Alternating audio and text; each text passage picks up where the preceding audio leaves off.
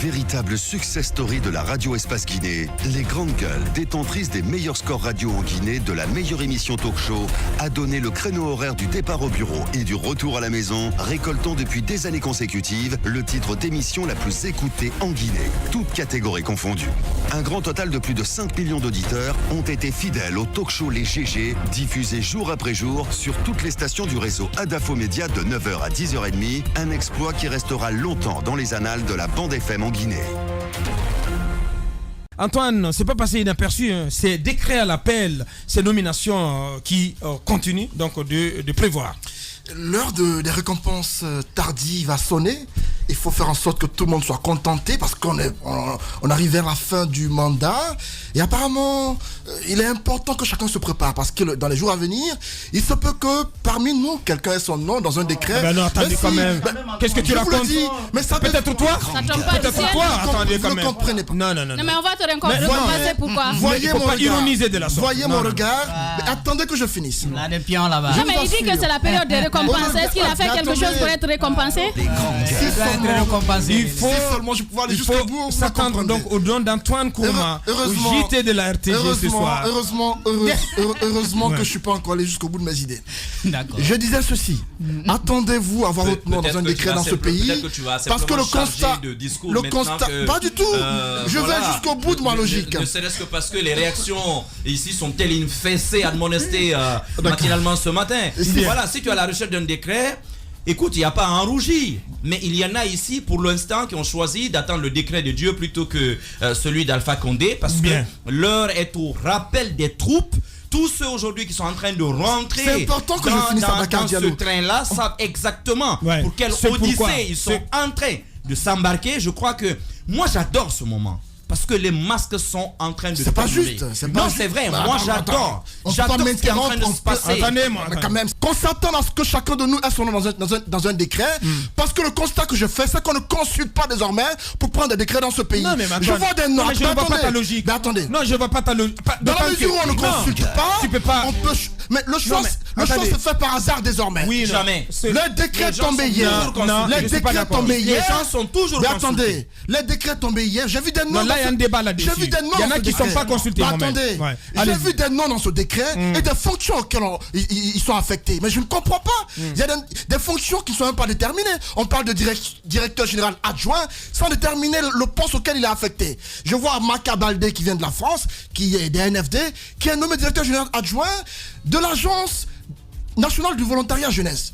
C'est bien beau, on sait que ça c'est un élément de Mokhtar Diallo. Quel est ton problème ce matin? Attendez, on va le laisser aller au bout. Attendez, allez-y. Vous aurez le temps de parler. Allez-y. Maka Baldé, on sait qu'il fait partie des NFD, c'est un élément de Mokhtar Diallo. C'est le vice-président des NFD. C'est normal qu'on récompense les NFD pour le soutien apporté au président Alpha Condé, mais le constat que nous faisons, on a l'impression qu'Alpha Condé a envie, vers la fin de son dernier mandat, de récompenser tout le monde. Et désormais, chacun peut s'y trouver. C'est soutien. Mais tout le monde parce que... Est-ce que politiquement, c'est pas correct? C'est politiquement correct. Non, vous dites c'est soutien. C'est politiquement certes correct. C'est quoi le débat dans ce cas-là? Le débat, c'est la compétence des personnes qu'on nomme au poste. Est-ce que les personnes nommées... Alors, Maka Baldé, il est nommé à ce poste. En quoi ce poste-là requiert des compétences particulières que Maka Baldé n'a pas? La compétence on est tous son background. Non, mais il ne faut pas en faire un débat de personne. Non, mais il ne remet pas en doute les compétences. Mais c'est ce qu'il dit. Non, attendez, Mohamed, non, Mohamed, il ne faut pas déformer. Il pose un débat d'ordre général sur les compétences dont peuvent se prévaloir les personnes, les promus. C'est important. Est un ami, je n'ai rien contre lui, je ne dis pas qu'il n'est pas compétent. Je ne parle pas des personnes nommées. Alors, parmi les personnes nommées. Les personnes nommées aux différentes fonctions, est-ce qu'on a tenté de comprendre, est-ce qu'ils sont capables de mener à bien la mission pour laquelle ils ont été désignés? Moi je pense que ce sur quoi il faut plutôt mettre l'accent, c'est la nomination de Michel Bémi qui va des impôts, qui va à la Sugipa. C'est une nomination, de mon point de vue, totalement politique. Je prends le cas de Djibril Kaké, directeur national adjoint des sports et des activités physiques. Je ne dis pas que la fonction n'existe pas, mais Djibril Kaké, on sait que c'est un auditeur non seulement du RPG, militant du RPG, mais je me demande bien ce qu'il va y faire, parce que, voilà, je le connais certes pas, mais on attend de voir ce qui va se passer, mais apparemment, là, encore une fois, les postes, c'est des récompenses. Oui, je peux poursuivre maintenant. Puisque je crois qu'il avait gros sur le cœur concernant deux noms. Voilà, moi je dis. Pas du tout. Je dis. Rectificatif. D'accord. Je n'avais pas gros sur le cœur concernant deux personnes. Je le dis de façon générale. Oui, mais ça, tu n'as parlé que de deux personnes. Bien. En tout cas, ton discours n'est pas intelligible. On va sortir de cette polémique là, s'il vous plaît. Justement, ce que moi je disais que j'adore ce moment. J'adore ce moment parce que chacun maintenant va sortir des bois. Les masques vont tomber. Il y a des personnes qui ont assumé leur soutien à M. Alpha Condé. C'est le cas de Mokhtar Diallo, Nonos Ban. Tout ce qu'on a pu dire de lui, moi c'est le genre de personne quand même dont j'apprécie le courage politique. Tu peux ne pas être d'accord avec leur position, mais ils ont au moins ce courage-là. Maka Baldé accompagne M. Mokhtar Diallo, si vous voulez, aujourd'hui vers la mouvance. Je trouve que c'est cohérent dans la mesure où il est vice-président de son parti politique. Le parti politique a envoyé quelqu'un. C'est presque cohérent, normal qu'on voit les autres suivre. Donc je n'ai même pas de débat à ce niveau-là. Mais la question c'est pourquoi cette fébrilité maintenant? C'est pourquoi cette accélération des nominations. Moi c'est là. Il faut s'attendre à d'autres nominations ce soir. Hein. Mais exactement, même tous les pas jours. Ce soir, Ouais. Aboubacar. C'est tous les jours. De maintenant à fin novembre 2020, il y aura une cascade de nominations. Ouais. Il y aura des nominations, il y aura des renvois. Oui, parce que hier c'était la jeunesse, le plan, le développement, la coopération, les sports. Donc aujourd'hui, c'est peut-être le tour pour d'autres départements ministériels. Ça va venir. Croyez-moi, ça va venir, surtout que dans certains départements, on s'est rendu compte que les ministres sont entre guillemets des ministrants qui n'ont peut-être pas l'envergure de piloter ce qui approche. Donc on fera en sorte au moins de leur donner soit un cabinet ou en tout cas une équipe forte qui pourrait, si vous voulez, tenir tête à toute velléité de soulèvement. Mais encore une fois, cette question de troisième mandat ou de nouvelle constitution est en train, aujourd'hui, maintenant d'apparaître. Ceux qui avaient des doutes, quand nous on parlait, on entendait des leaders politiques du premier plan qui disaient « Je ne veux pas discourir sur ce qui n'est pas encore apparent. Ouais. » Je crois que maintenant, ils se sont rendus compte qu'on ne parle même pas de retouche constitutionnelle, mais qu'on parle là de nouvelle constitution. Je pense que l'heure n'est pas grave, mais au moins, l'heure est à la décantation. Les vrais soutiens de M. Alpha Condé vont s'affirmer. De l'autre côté, les vrais soutiens de la cause de la République vont s'affirmer. Mais en troisième camp, ce seront les soutiens, si vous voulez, des personnalités politiques de l'opposition. Parce qu'il y a des gens dans l'opposition qui pensent tellement à eux, sont omnibulés par leur propre personne, qu'ils ne pensent, en fait, qu'ils voient des petits calculs dans tout ce qui se fait. Aujourd'hui, leur problème, si on retire par exemple nos députés de l'hémicycle, les suppléants vont nous trahir. Les suppléants seront rappelés par M. Alpha Condé. Ils iront à l'hémicycle. Si vous savez que les suppléants peuvent vous trahir, pourquoi à l'origine, vous n'avez pas cherché à mettre des suppléants beaucoup plus responsables et beaucoup plus crédibles? Merci Mohamed. Attendons de voir ce qui va se passer demain du côté de Dubreka. Allez-y. Mais moi, je ne suis pas étonné parce que depuis un bon moment, vous avez constaté que depuis un bon moment, on fait la promotion de la médiocrité, de l'incompétence dans ce pays-là. Ça, c'est quand même des éléments qui sont avérés. Je ne suis pas surpris de certaines nominations. Le président Alpha Condé et son entourage, ils sont aujourd'hui dans un projet. Oui, attendez, ils sont dans un projet. Merci de reconnaître qu'il y a des incompétents qui ont été nommés. Donc, ils sont dans un projet. Les compétences qu'il faut vendre aux populations pour la promotion, pour faire de la Guinée un pays émergent, pour parler de développement, ces questions ne sont plus au centre maintenant des préoccupations. C'est la RPJisation des préoccupations aujourd'hui, à mon avis, de cette administration, de cette équipe gouvernementale. Donc, on est dans un projet. Il faut prendre des cadres qui ont la capacité de mobiliser, qui ont cette capacité d'apporter un engagement politique, véritable soutien. Au-dessus de tout soupçon. Et vous avez compris, depuis que certains hauts cadres de l'armée, vous l'avez compris, ont été mutés dans les fonctions d'ambassadeurs. Moi, j'ai compris que désormais, Alpha Condé va devoir composer son équipe avec ceux qui sont capables de l'apporter un véritable soutien dans ces différents projets. Donc aujourd'hui, on est dans cette logique. Les nominations qui ont été faites hier, il faut quand même rappeler le cas de Fasciné Conté, qui était quand même l'un des consultants réguliers de la radio espace sur les questions économiques, qui a été nommé comme DGA du Fonds national d'insertion des jeunes, qui a quand même... Vraiment, il y a trop de DGA. Hein? Oui, qui a quand même du talent. Pas les DG. Mais au-delà de tout ça, au-delà de tout ça, ce qu'il faut dire, je suis vraiment inquiet pour l'avenir de la Guinée. Merci. Allez-y, Madame Yoro. Non, mais moi, c'est... Ce qui me fait un peu mal ces derniers temps, c'est les propos que les gens tiennent par rapport à cette question de troisième mandat, surtout dans les médias. Je pense qu'on devrait être très prudent.